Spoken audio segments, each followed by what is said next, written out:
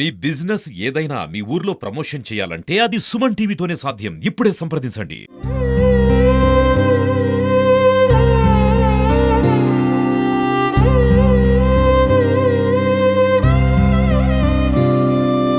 Three months వరకు treatment తీసుకుంటా అన్నాము. 10 రోజులు బ్యాక్ ఏం చెప్పారంటే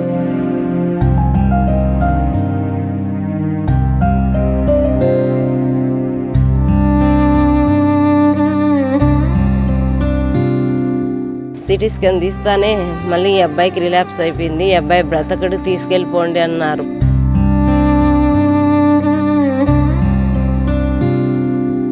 ఏదన్నా హాస్పిటల్కి పోదాంనైనా అంటే ఈ బాధలు నేను భరించలేనమ్మా, నన్ను గుచ్చుకో. రాత్రి 11 గంటలకు అక్కడికి వచ్చినాడు. అమ్మా అమ్మా అని పిలిచినాడు. ఇంత చేసి నా బిడ్డను బ్రతికించుకోలేకపోయాను.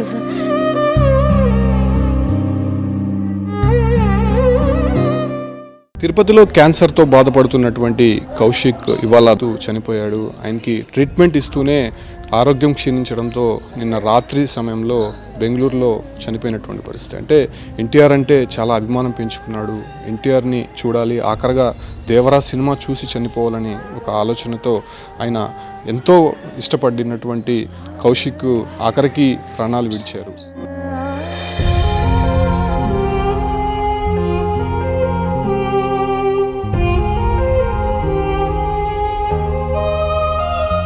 చాలామంది కూడా కౌశిక్కి మళ్ళీ ఆరోగ్యంగా తిరిగి రావాలని చాలామంది హెల్ప్ చేశారు.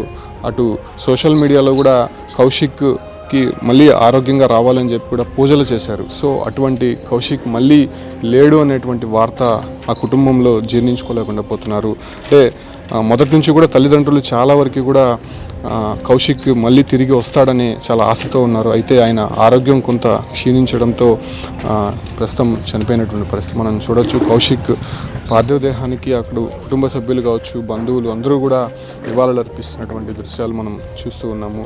ఆయన నిన్న రాత్రి చికిత్స పొందుతూ కూడా చనిపోయినటువంటి పరిస్థితి. అంటే చాలా ట్రాన్స్ప్లాంటేషన్స్ చేసినా కూడా ఆ తర్వాత ఆయన మళ్ళీ సంపూర్ణ ఆరోగ్యంతో వస్తాడని అందరూ కూడా భావించారు. సో ఈ క్రమంలోనే ఆయన చనిపోవడం జరిగింది. తల్లి ఉన్నారు సరస్వతిమ్మ, ఏంటమ్మా రాత్రి ఏం జరిగిందమ్మా? సార్ రాత్రి ఏం జరిగిందంటే వాళ్ళు 3 మంత్స్ డిశ్చార్జ్ అయిపోయిన తర్వాత 3 మంత్స్ వరకు ట్రీట్మెంట్ తీసుకోవాలని చెప్పినారు. 3 మంత్స్ వరకు ట్రీట్మెంట్ తీసుకుంటా అన్నాము. 10 రోజులు బ్యాక్ ఏం చెప్పారంటే 3 మంత్స్ లోపల మళ్ళీ ఈ అబ్బాయికి రిలాప్స్ అయిపోయింది. సిటీ స్కాన్ తీసినారు. సిటీ స్కాన్ తీస్తానే మళ్ళీ ఈ అబ్బాయికి రిలాప్స్ అయిపోయింది, ఈ అబ్బాయి బ్రతకడు, తీసుకెళ్ళిపోండి అన్నారు. 10 డేస్ బ్యాక్ తీసుకొని వచ్చి ఈ అబ్బాయి ఏదన్నా హాస్పిటల్కి పోదాంనైనా అంటే వద్దమ్మా, నేను వద్దు అని చెప్పాడు. సరేలే అని చెప్పి నేను ఇంకా గుచ్చిపిచ్చుకోలేను. 1.5 ఇయర్ నుంచి నేను బాధలు పడినాను. ఈ బాధలు నేను భరించలేనమ్మా, నన్ను గుచ్చుకొని చంపే అంత అయిపోతుంది, నా వల్ల కాలేదమ్మా అంటే ఇంట్లో పెట్టుకొని ఉన్నాం సార్. రాత్రి 11 గంటలకు అక్కడికి వచ్చినాడు. అమ్మా అమ్మా అని పిలిచినాడు. అమ్మా అన్నాడు ఇట్లా చేయి పట్టుకొని. అప్పుడే అమ్మ అమ్మ అన్నాడు, ఊపిరి పీల్చుకున్నాడు, కొన్ని నీళ్ళు ఇచ్చాను అంతే. అప్పుడే నా చేతుల్లోనే ప్రాణం వదిలేశాడు సార్. నా బిడ్డను ఇంత చేసి నా బిడ్డను బ్రతికించుకోలేకపోయాను సార్. ఇంత కష్టపడింది నా బిడ్డ ఇంకా బ్రతుకుతాడని చెప్పేసి 1.5 ఇయర్ బాధపడినాను సార్. కానీ నా బిడ్డ బ్రతకలేదు సార్. నా బిడ్డను కోల్పోయాను ఈరోజు సార్. నా బిడ్డ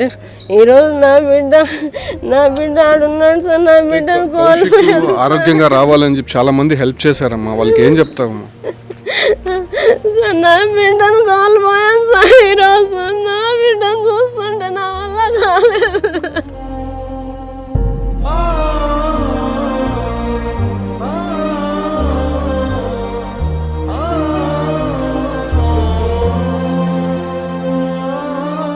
మ్యారో ట్రాన్స్ప్లాంటేషన్ చేశారు కదమ్మా, ఆ తర్వాత రికవరీ అవుతారని డాక్టర్స్ చెప్పారు. ఎందుకు ఇంతలోనే ఇలా జరిగింది? చేశారు సార్. అప్పుడంతా నేను ఇంకా 10 daysలో ఇంటికి వెళ్ళిపోతామని చెప్పారు. ఇంటికి వెళ్ళిపోతామని 10 days అయితే డిశ్చార్జ్ ఇచ్చేస్తామని చెప్పారు.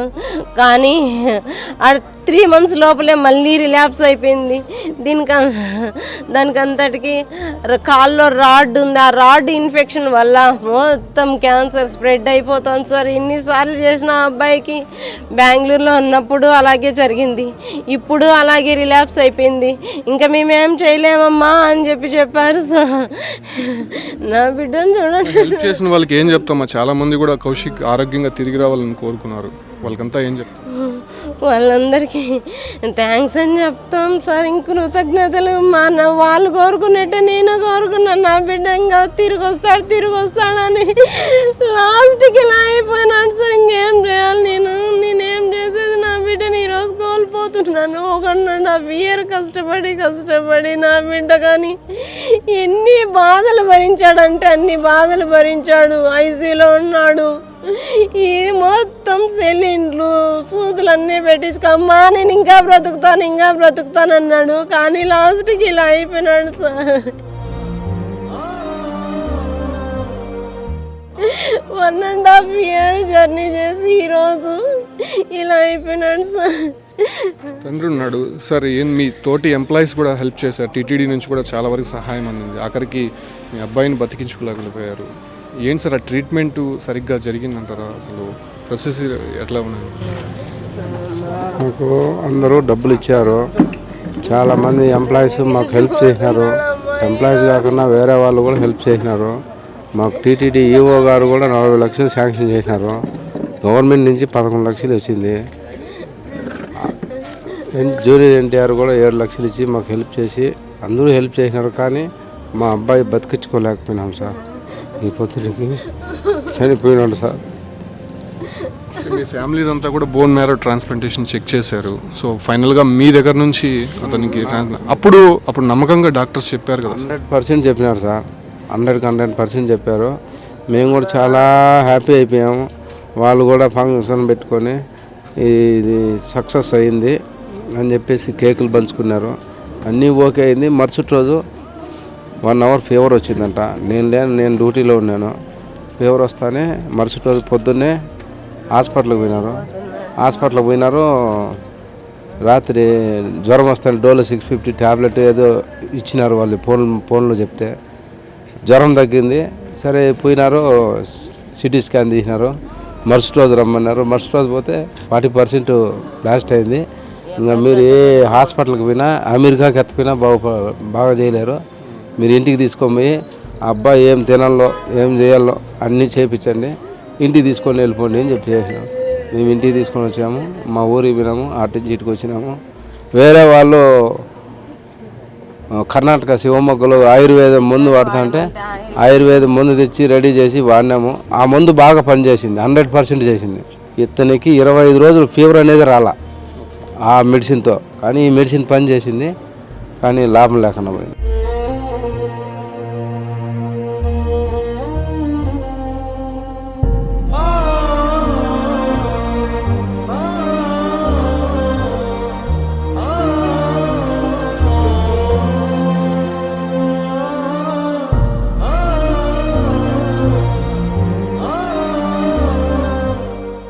రాత్రి మీతో ఫోన్లో మాట్లాడారంట కదా, ఏం మాట్లాడారు సార్? నాకు ఫోన్ చేశారు.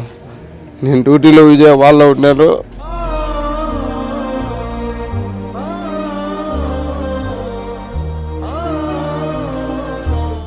ఎక్కడున్నా ఉండాలి అన్నాడు. విజయవాడలో ఉన్నాను నాన్న, ఎప్పుడు వస్తావు అన్నాడు. మీటింగ్ అయిపోతే 6 గంటలకు అయిపోతే నీ దగ్గర 10:30 నేను ఉంటాను నాన్న.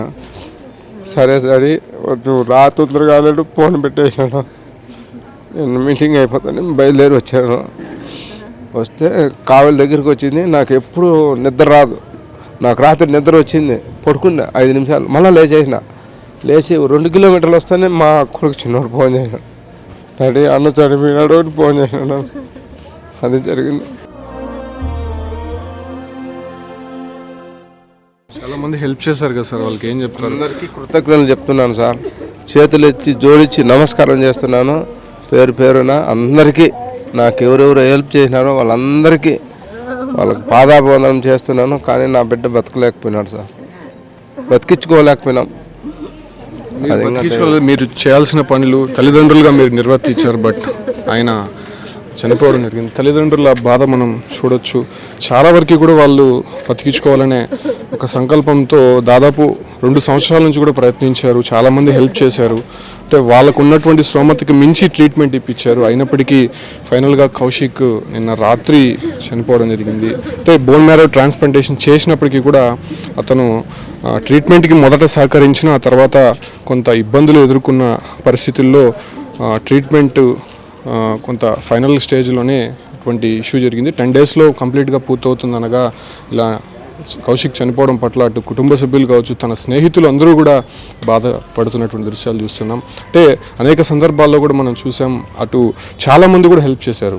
మనం ఇంటర్వ్యూ చేసినప్పుడు కూడా ఇక్కడ నుంచి కౌశిక్ తో మాట్లాడాము.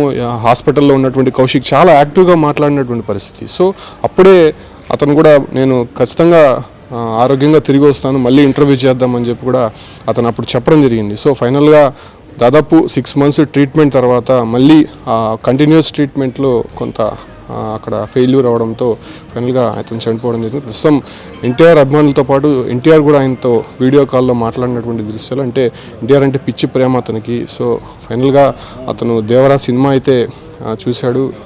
అయితే కౌశిక్ అయితే ప్రస్తుతం అనారోగ్యంతో మృతి చెందడంతో అతని కుటుంబంలో కావచ్చులంటే అతని స్నేహితులు బంధువులు విషాద ఛాయలు అనుకునే కుటుంబం మొత్తం కూడా వెలువెల్లా ఆడుతున్నటువంటి పరిస్థితి తిరుపతిలో కనిపిస్తుంది.